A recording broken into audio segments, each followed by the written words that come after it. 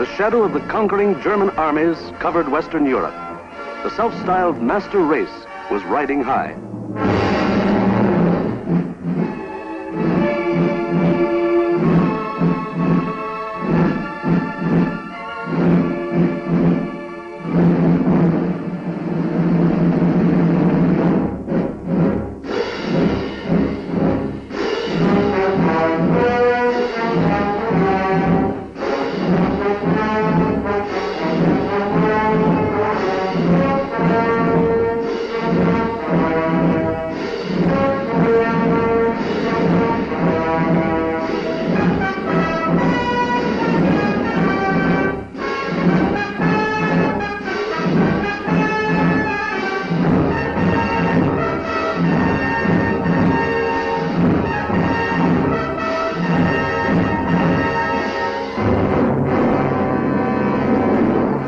Adolf Hitler stood just as Napoleon had stood more than 100 years before, and looked across the English Channel to the one fighting obstacle that stood between him and world domination.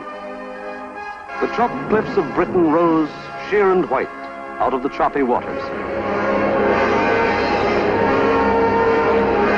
And beyond, a little island, smaller than the state of Wyoming. Crush that little island and its stubborn people, and the way was open for world conquest. The fall of Austria, Czechoslovakia, Poland, Denmark, Norway, Holland, Belgium, France had given him more than 100 million slaves to work for him or starve. The preliminaries were over. It was time for the main event, the Battle of Britain.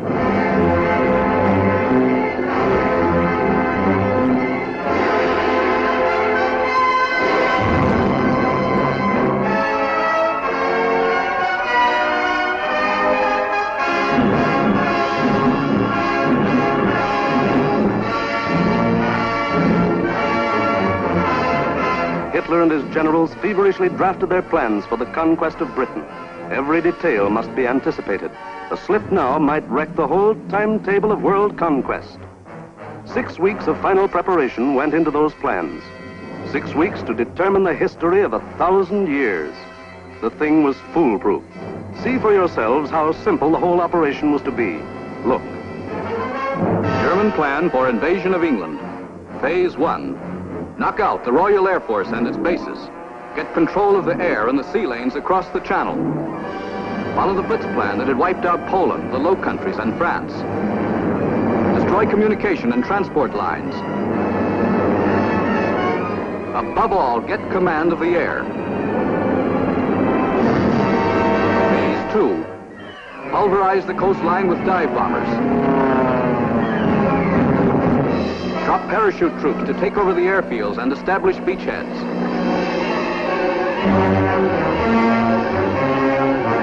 Phase 3. Actual invasion.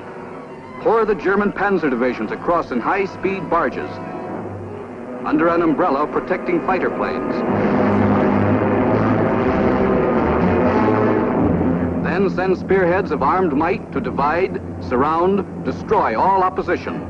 That's all there was to it.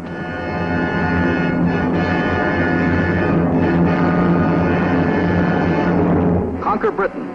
Force the surrender of the British fleet. Then, with the combined sea power of Germany, Britain, Italy, France, and Japan, he could control the seas and tell us where to head in. The torch of freedom flickered low.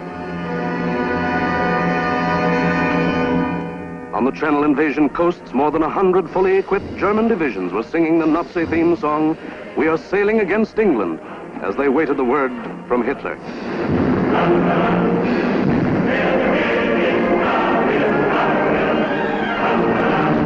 Here, for weeks, all the supplies and weapons of the Nazi war machine had been turned toward Britain.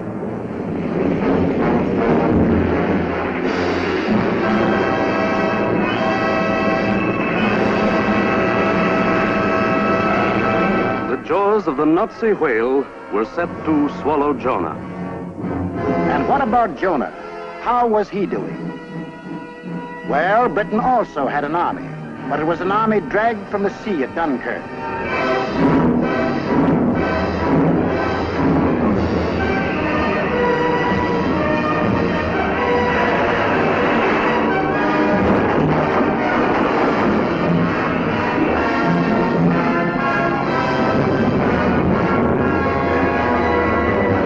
An army without weapons.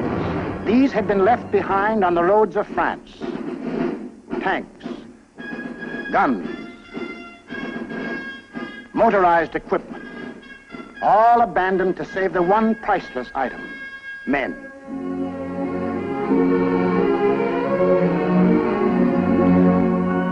In all of Britain, there was not enough equipment for one modern division.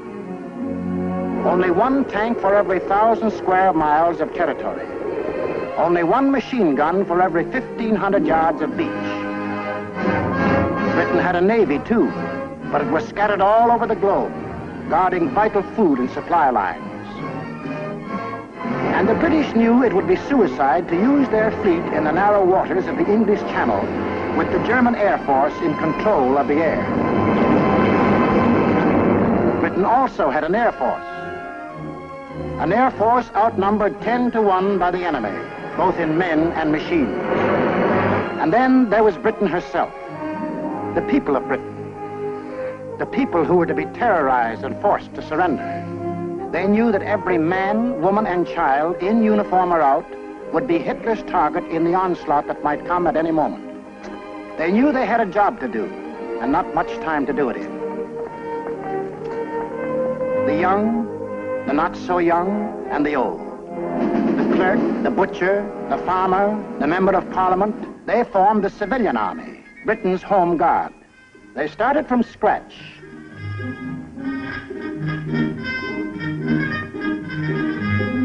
Experience, equipment,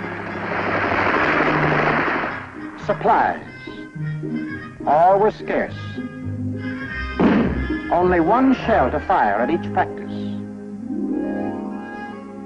The women of Britain refused to be left out.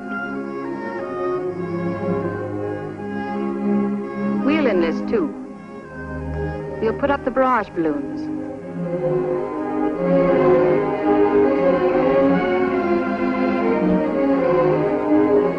Man the Ack-Ack guns. We'll run the railroads and get the trains through on time. Ferry the planes. Carry the dispatches. Drive the ambulances and run the buses. And we'll see that our men are fed and don't go hungry.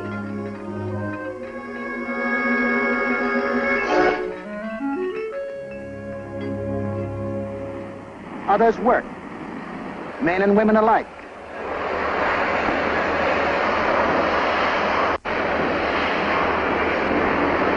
They worked full time, overtime, double time.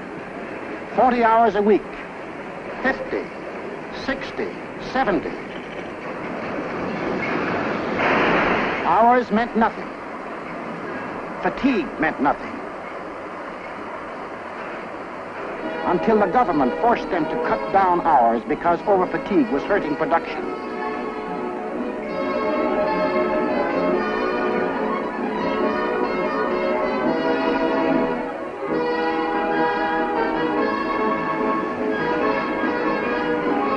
And when they weren't working, the men patrolled the moors for parachutists, blocked the roads, rehearsed invasion defenses.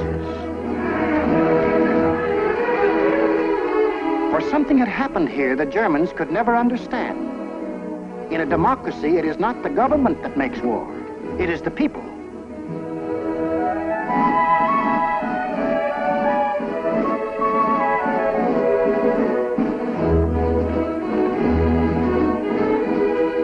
To lead them, the people had chosen Winston Churchill as their prime minister. And he spoke the words in every British heart when he said, "We shall defend our island, whatever the cost may be. We shall fight on beaches, landing grounds, in fields, in streets, and on the hills. We shall never surrender." This was Britain in its darkest hour. The people knew they were in for the worst the Nazi mind could invent, yet they didn't panic or run away. They patrolled and waited. They drilled and waited. They worked and waited. Waited for the terror they knew was coming. Then it came.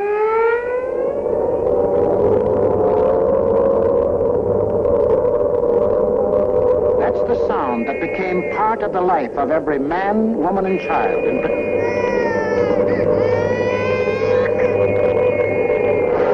August 8th, 1940, and the battle for Britain is on. 30 enemy aircraft over the channel, flying due west.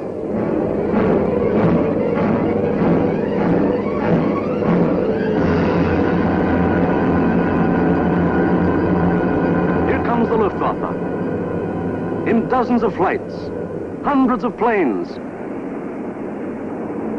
bombers, fighters, dive bombers, across that 21 miles of channel, that 8 short minutes of water.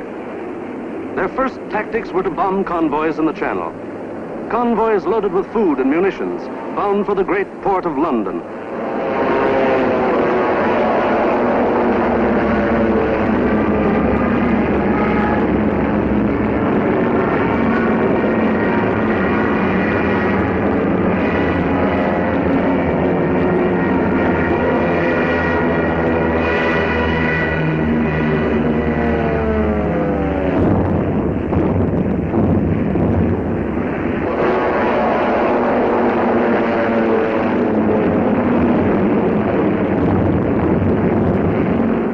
Fighters waited overhead for the defending planes of the Royal Air Force, the RAF, to appear.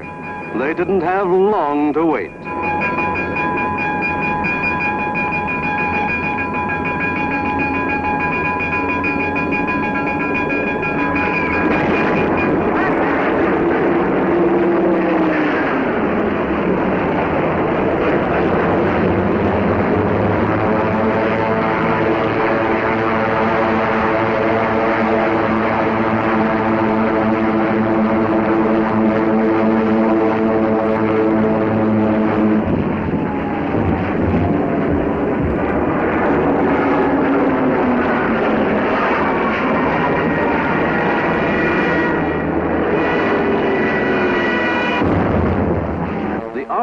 Came, facing odds of 6, 8, 10 to 1, and dove in, shouting the old hunting cry, tally-ho!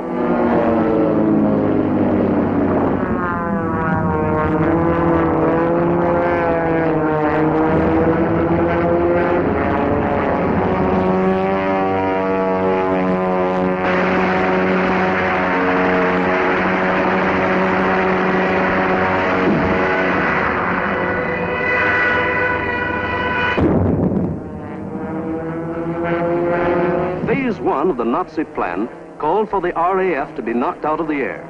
But the men of the RAF hadn't read the Nazi plan.